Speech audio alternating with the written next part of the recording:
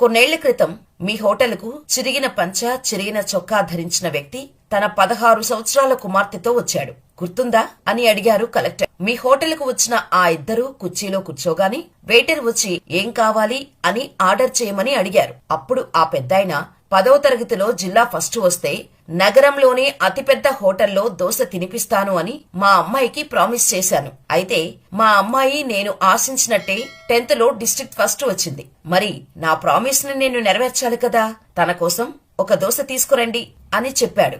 అప్పుడు ఆ వెయిటర్, అదేంటండి మీరు ఇద్దరు ఉన్నారు, ఒక దోశే ఆర్డర్ ఇచ్చారేంటి అని ప్రశ్నించాడు. నా దగ్గర ఒక్క దోశకే సరిపడే డబ్బు మాత్రమే ఉంది, కాబట్టి నాకేమీ వద్దు. నా కూతురికి మాత్రం మంచి రుచికరమైన దోశ తీసుకురండి. ఆ పెద్దాయన మాటలకు ఆ వెయిటర్ మనస్సు చివుక్కుమంది. సార్, నేను ఆ తండ్రి కూతుర్లకు కడుపు నిండా భోజనం పెట్టించాలని అనుకుంటున్నాను. వారు తినేదానికి నా జీతం నుంచి కట్ చేసుకోండి అని ఆ వెయిటర్ చెప్పాడు. వెయిటర్ మంచి మనసుకు ఓనర్ కూడా ఫిదా అయిపోయాడు. తనకు వచ్చే అంతంత జీతంలోనే తనకు పరిచయమే లేని ఇద్దరిని సంతోషపెట్టడం కోసం అతను తీసుకున్న నిర్ణయానికి ఫ్లాట్ అయిపోయాడా ఓనర్. అంతే.